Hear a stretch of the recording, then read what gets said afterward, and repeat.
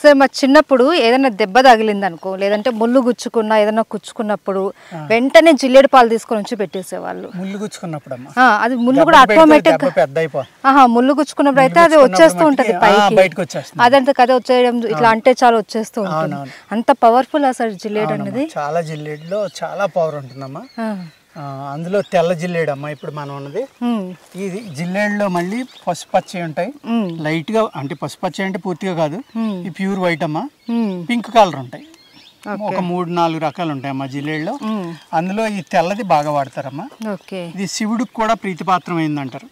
నల్ల ఉమ్మెత్తోటి తెల్ల జిల్లేడు ఒకటి సోమవారం రోజున ఈ 108 పువ్వులు ఎన్నో తీసుకెళ్లి శివుడికి అభిషేకం చేస్తారు చాలా మంది.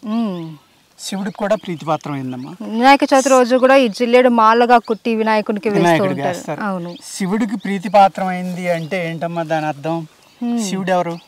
గరళకంఠుడు అంటే విషాన్ని గొంతుకులో దాచుకున్నవాడు. అలాగే పాముల్ని ఆయన హారాలుగా పెట్టుకున్నవాడు, అంటే విషాన్ని కూడా కంట్రోల్ చేయగలడు. అదే లక్షణం దీనికి ఉందమ్మా. దీని యొక్క వేరుని పుష్యమి ఆదివారం నాడు కనుక మీరు తీసి ఆ వేరు పైన తాటం తీసి నీడన ఆరబెట్టుకుని జాగ్రత్తగా పెట్టుకుంటే ఆ వేరు యొక్క తాట గంధం తీసి పెడితే అమ్మ కందిరీగా, తేనెటీగ, తేలు, జెర్రి ఇటువంటి ఏవి కుట్టినా సరే అక్కడ గంధం రాస్తే ఆ విషం దిగిపోతుందమ్మా. అదేవిధంగా దీని ఆకుని కింద ఒక తెల్లని పొర ఉంటుందమ్మా. ఇగో పాంతి వస్తుంది, పౌడర్ లాగా వస్తుంది. ఈ పాలు కారకుండా ఈ పౌడర్ మట్టికి ఇలా పాంతి వస్తుందమ్మా నలిపితే. దీన్ని జాగ్రత్తగా తీసుకోవాలమ్మా. తీసుకుని దీన్ని బెల్లంతో కలిపి ఉండ చేసి మింగించాలి. వాంతి అవుతుందమ్మా, వామిటింగ్ అవుతుంది. అదేవిధంగా తేలు, అదే పాము కరిచిన వాళ్ళకి పంచదార పెడతారు. పెడితే స్వీట్నెస్ తెలియదు కొంతమందికి. తెలియలేదు అంటే తలలోకి కూడా విషం ఎక్కిపోయినట్టమ్మా. అది బండగుర్తి ఇంకా. అదే విధంగా పాము కరిచినప్పుడు ఇలా పామితే వెంట్రుకలు ఊడిపోకూడదమ్మా. ఆ రెండు కనుక జరిగితే ఆ మనిషి బతకడు అని అర్థం. విషం శరీరంలోకి వెళ్ళిపోయింది, చర్మంలోకి వెళ్ళిపోయింది, వెంట్రుకల యొక్క మూలాల్లోకి వెళ్ళిపోయింది, బ్రెయిన్లోకి వెళ్ళిపోయింది అని లెక్కమ్మా. అప్పుడు కూడా దీన్ని ఇలా పామి దాన్ని ఇంత ఉండ తీసుకుని అంతే ఉండ బెల్లం కలిపి మింగితే వాంతులు అవుతాయమ్మా. అతనికి మధ్య మధ్యన పంచదార పెడితే ఆ తీపి తెలిసేదాకా ఈ ఉండలు మింగించాలి 2 గంటలకు ఒకసారి. మింగిస్తే అప్పుడు అతనికి తీపి తెలిసింది అనుకోండి, విషం దిగిపోయినట్లు లెక్క. అప్పుడు ఇంక ఇది ఇవ్వకూడదు, ఇస్తే ఎక్కువ వాంతులు అయిపోతాయమ్మా. అప్పుడు మళ్ళీ ఇంకొక రకమైన చెడు వస్తుంది. కాబట్టి దీన్ని వాడేటప్పుడు చాలా జాగ్రత్తగా వాడాలమ్మా. అంటే స్వీట్ తినిపించినప్పుడు ఆ షుగర్ టేస్ట్ తెలిస్తే విషం దిగిపోయినట్టు. అప్పుడు దీన్ని ఏం చేయాలంటే తినిపించడం మానేయాలి. ఇది ఇరిసేటప్పుడు కూడా దీని నుంచి పాలు వస్తాయమ్మా. ఈ పాలు కనుక కంటిలో పడితే కంటి చూపు దెబ్బతింటుంది.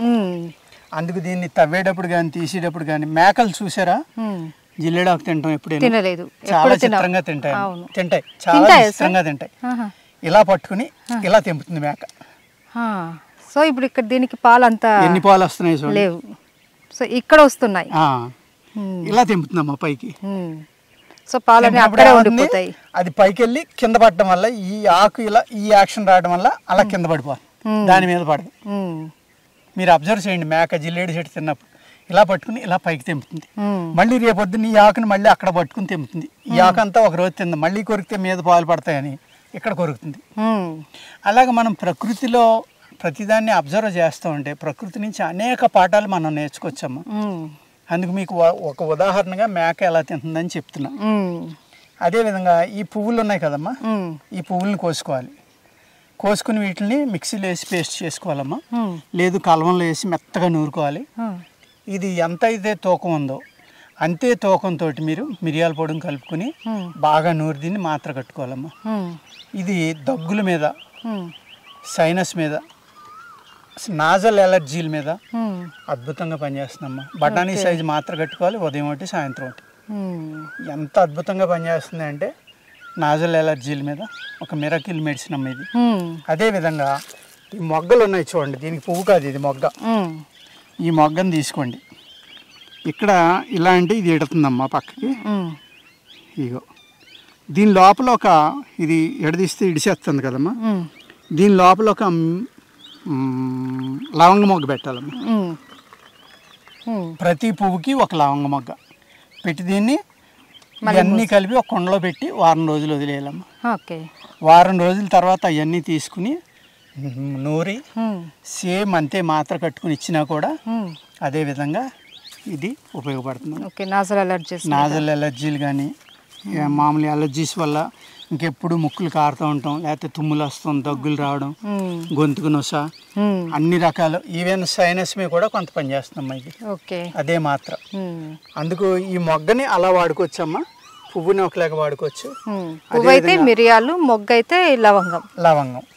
అదేవిధంగా దీని ఆకుల్ని మాడిచి ఆ మసి ఆవాలు కలిపి తీసుకుంటే లివర్ కూడా ఆకలి పెరిగి ఫ్యాటీ లివర్ కూడా తగ్గడానికి ఈ జిల్లేడు ఆకు అనేది పనిచేస్తుంది. ఓకే.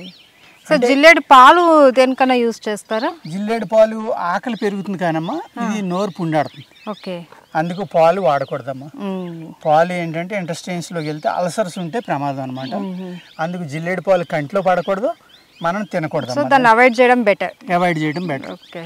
పాలు కాకుండా మీకు పువ్వు, మొగ్గ, ఆకు, వేరు అన్నీ ఉపయోగపడతాయి.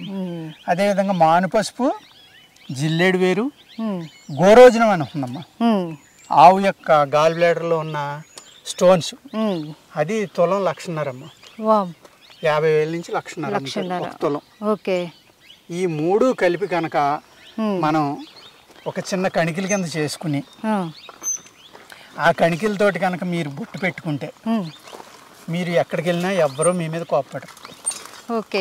మెయిన్ నరదృష్టి లాంటి అంటూ ఉంటారు కదా, అలాంటివి ఏముండవమ్మా. నరదృష్టి ఉండదు, ఎవరు మీరు చెప్పిన దానికి ఎదురు చెప్పరు.